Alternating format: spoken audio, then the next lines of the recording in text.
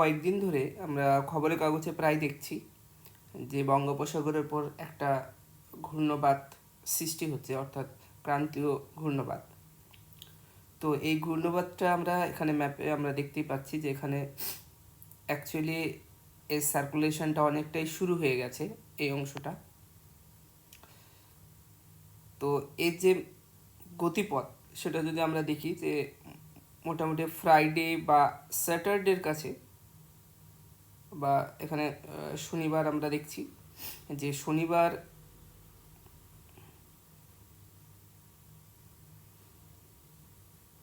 প্রায় রাত্রির পর থেকেই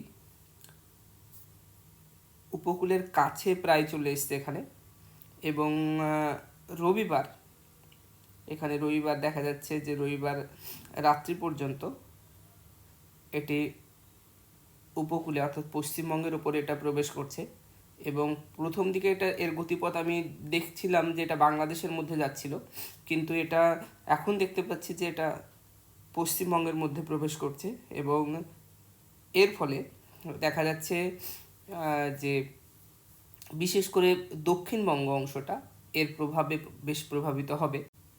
এটা মোটামুটি মঙ্গলবার পর্যন্ত, সোমবার এমনকি মঙ্গলবার পর্যন্ত এর প্রভাব থাকবে, এবং দক্ষিণবঙ্গ এবং সংলগ্ন অঞ্চলে এখানে প্রচুর বৃষ্টিপাত হওয়ার একটা সম্ভাবনা রয়েছে, বা এখানে হচ্ছে বৃষ্টিপাত। আমরা বৃষ্টিপাতটাও যদি আমরা একটু দেখি, রেন বা থান্ডার,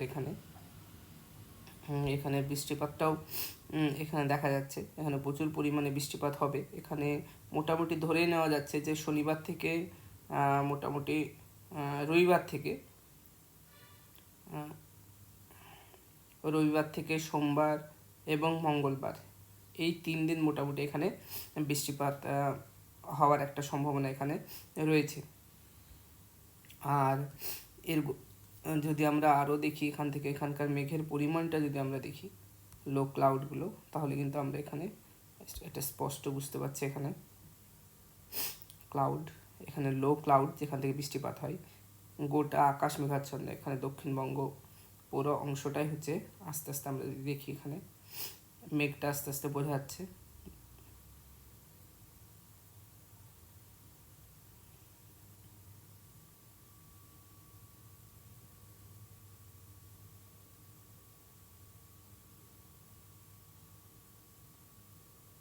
পুরো এই অংশটা মেঘাচ্ছন্ন থাকবে।